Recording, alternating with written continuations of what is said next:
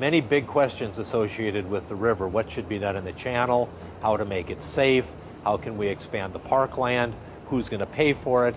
But I think at the end of the day, the biggest question and the biggest challenge for us as a community will be to deal with the issue of gentrification. And gentrification, the term itself, is sort of a mask for what is really feared, and that's displacement.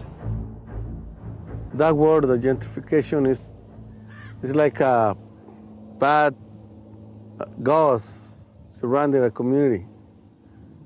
When we told the people, oh, you know, it's going to be a project where we're going to rehabilitate the river, it's going to be beautiful, the wildlife is come back, and we're going to have a park. Everybody say, oh, no, I don't want it because I'm going to lose my landlord is going to hide the rent, and already things happen like that.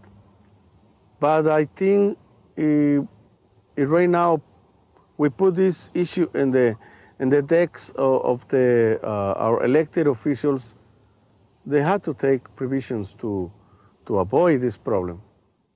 It's going to require the City of LA, the County of LA, the stakeholders along the river and throughout the region to focus on social justice and not just environmental issues along the river.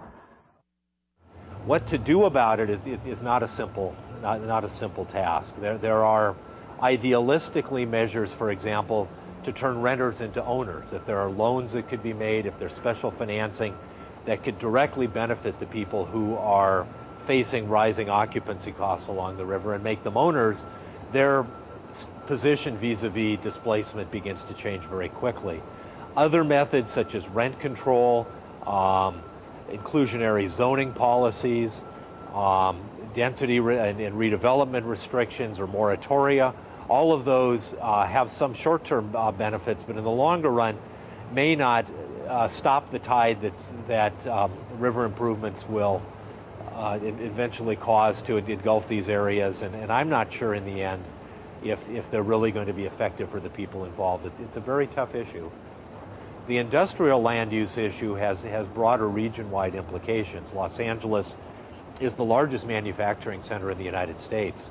That's not widely known, but it's true in terms of total square footage of space devoted to manufacturing use. It's also a major port, of course, and distribution uses are very prevalent and essential to our economy here.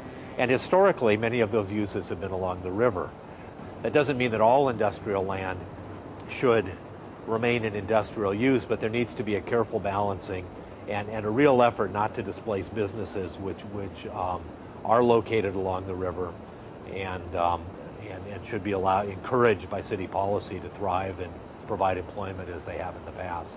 I think it has to be looked at very, very, very sensitively and carefully, because if the river were opened like an Oklahoma land rush to speculation and redevelopment, there would be massive displacement, and nobody wants that.